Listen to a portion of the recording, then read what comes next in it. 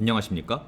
언리얼 엔진을 통해 SPH를 실시간 게임에 적용해보는 주제로 발표드릴 주민하라고 합니다. 오늘 발표의 목차는 다음과 같습니다. 우선 SPH가 무엇인지 설명드리겠습니다. SPH란 Smoothed Particle Hydrodynamics라는 뜻으로 액체와 같은 유체를 각각각의 파티클로 나누어 전체 움직임을 연산해보겠다는 목표로 갖고 있습니다. 즉, 실제 물은 H2O라는 분자로 이루어져 있듯이 이 각 유체를 어떤 파티클 단위로 세분화하여 오른쪽에 보이시는 그림과 같이 표현해 보겠다는 것입니다. 이를 영상으로 보여드리자면 다음과 같이 볼 수 있을 것입니다. 이런 것처럼 유체를 각각각의 파티클로 나누어서 표현하자는 것입니다. 이를 표현하기 위해서는 실제 각 파티클마다의 위치, 속도 등을 알아야 되는데요. 이것을 위해서는 유체의 움직임을 제어할 수 있는 식인 나비의-스톡스 방정식을 사용하게 됩니다.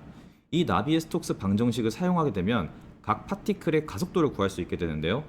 이 가속도를 통해 속도를 얻게 되고 이 속도를 통해 파티클의 위치를 정할 수 있게 되어 전체적인 유체 시뮬레이션을 할 수 있게 되는 것입니다. 그렇다면 실제 SPH 시뮬레이션을 위해 간단한 알고리즘을 소개해 드리겠습니다. 우선 다음과 같이 각 파티클마다 밀도를 구하게 되고요. 그 다음엔 나비의-스톡스 방정식에 사용하기 위한 세 가지 힘, 즉 viscosity force, external force, pressure force, 점성력, 외력, 그리고 압력, 이 세 가지를 구하게 됩니다. 이 세 가지 힘으로 각각 파티클의 가속도를 구할 수 있게 되는데요. 이 가속도를 통해 속도를 구하게 되고 구한 속도를 통해 위치를 구하게 되어 최종적인 유체 시뮬레이션이 가능해지게 되는 것입니다. 이를 실제 구현하기 위해서는 이 각 파티클을 여러 번 돌려야 되기 때문에 이것을 위해서는 GPGPU의 힘을 빌리는 것이 제일 효율적이라고 판단했습니다. 그렇기 때문에 엔비디아 쿠다의 샘플 중 파티클 관련 샘플이 있어서 이를 바탕으로 SPH 기법을 직접 적용해 보았습니다.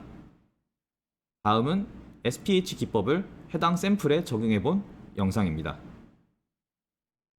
현재 영상의 경우 파티클의 외력, 즉 중력, 그리고 viscosity force, 즉 점성력만 적용했을 때의 영상입니다. 여기에 pressure force를, 즉 압력을 적용하게 되면 다음과 같이 현실적인 유체 시뮬레이션을 볼 수 있습니다.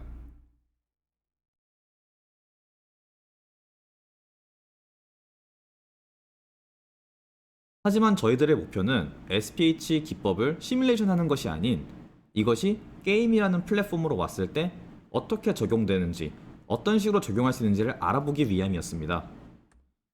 그렇기 때문에 우선은 언리얼 엔진 4에서 쿠다를 사용할 수 있기 위해 우선 쿠다를 라이브러리 형태로 만들어서 연결을 해주는 식으로 일단 처리했습니다. 그리고 우선 각 파티클을 렌더링하기 위해서 당연히 인스턴스된 데이터를 사용하는 것이 효율적이므로 언리얼 엔진의 Instanced Static Mesh 컴포넌트를 통해 각 파티클을 렌더링 해주었습니다. 여기에 단점이라 하면 언리얼 엔진은 아무래도 데이터를 전부 어플리케이션 사이드, 즉 CPU 메모리에서 받아오기 때문에 저희의 파티클 시뮬레이션은 전부 GPU 메모리에서 일어납니다. 하지만 이 메모리를 전부 CPU에 복사해 오고 그것을 또다시 파티클 인스턴스 메시 컴포넌트에 넘겨주어 또다시 GPU로 넘어가서 렌더링이 된다는 그런 단점이 있습니다. 다음은 언리얼 엔진의 SPH를 직접 적용해본 영상입니다.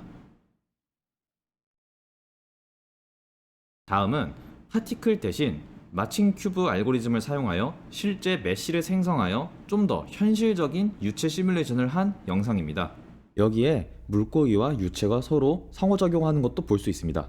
저희의 최종적인 목표는 단순히 언리얼 엔진에서 SPH를 적용할 수 있다가 아닌 실질적으로 이것이 게임 도메인에서 어떤 식으로 사용할 수 있을까라는 그런 궁금증을 탐험하기 위함이므로 저는 여기에 게임적인 요소를 위해 물총, 샷건, 그리고 약간의 워터 베리어처럼 쓸 수 있게 조작되어 있는 중력 등의 기능을 추가하여 다음과 같이 적용해 보았습니다.